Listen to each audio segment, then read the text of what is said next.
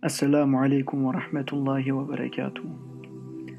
Le verset 255 de la sourate Al-Baqarah nous relève un exemple de la perfection du Coran, plus connu sous le nom de Ayat al-Kursi, qui signifie littéralement verset du trône, nous cache un miracle surprenant. En plus d'être un des versets le plus récités notamment pour des invocations, se protéger ou autres bienfaits, Ayat al-Kursi va vous surprendre autrement. C'est parti. Alors tout d'abord, il faut avoir en tête que Ayat al-Kursi se dispose de 9 versets. Prenons-les dans l'ordre. On va commencer par les 4 premiers. Allahu la ilaha illa huwa al-hayyul qayyum, la ta'khudhuhu sinatun wa la nawm, lahu ma fis samawati wa ma fil ard, man dha allazi yashfa'u 'indahu illa bi'izni.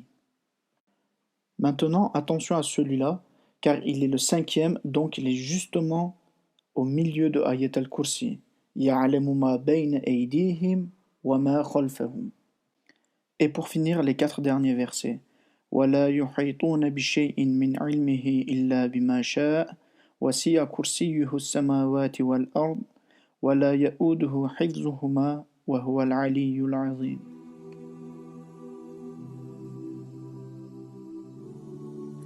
À présent, regardons de plus près. Dans le premier verset, Allah nous dit qu'il est Hayyul Qayyum. Allah, point de divinité à part lui, le vivant, celui qui subsiste par lui-même. Et dans le dernier verset, Allah nous rappelle qu'il est Aliyyul Azim. Il est le très haut et le très grand. Dans le premier verset, Allah nous rappelle qu'il est vivant, qu'il est présent. Donc il y a un rapprochement envers la créature. Mais dans le dernier verset, Allah nous rappelle aussi qu'il est Aliyyul Azim, le très haut, le très grand. Donc notre Seigneur, notre Roi. On peut voir qu'il y a un lien entre les deux versets et en conclure que dans le premier, il y a un rapprochement et dans le deuxième, il y a un éloignement. Maintenant, passons au verset numéro 2. Allah nous dit dans le verset numéro 2 que ni somnolence ni sommeil ne le saisit.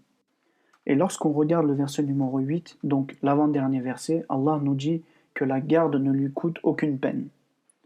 Autrement dit, la garde des cieux et de la terre ne le fatigue pas, ne lui donne pas sommeil et ne lui donne aucune peine. On peut s'apercevoir qu'il y a un réel lien entre les deux versets. Avant de passer au verset numéro 3, j'aimerais faire une parenthèse sur 2 prénoms d'Allah. Le premier est Malik et le deuxième est Malik. Il faut bien distinguer ces 2 prénoms-là, car ça va nous aider à comprendre le verset numéro 3 et le 7. Alors Malik signifie la possession du monde, des cieux, de la terre et de toute chose.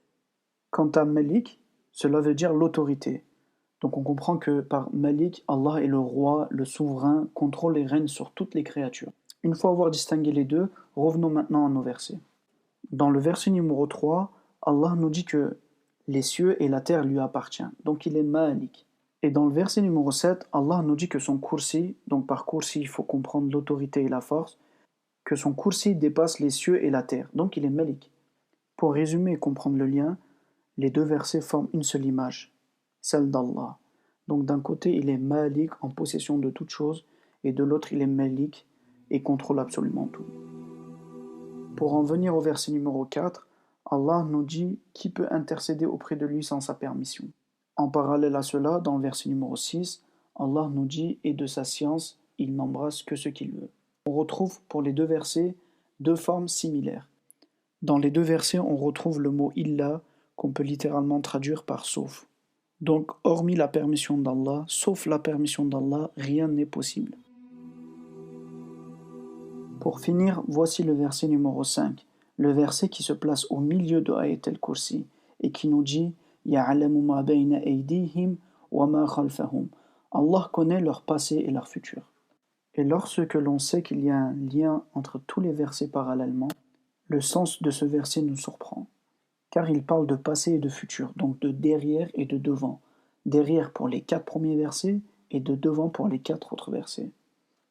En lien avec tous ces versets que l'on a vus, Allah connaît le passé et le futur.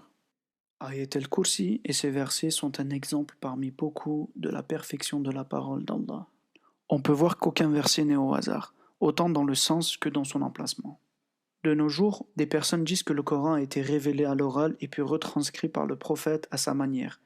donc par ses propres mots, et seule la signification appartient à Allah. Or, même dans l'écriture, le Coran présente des miracles, une perfection qu'aucun humain peut y accéder. Merci de nous avoir écoutés. Assalamu alaikum wa rahmatullahi wa barakatuh.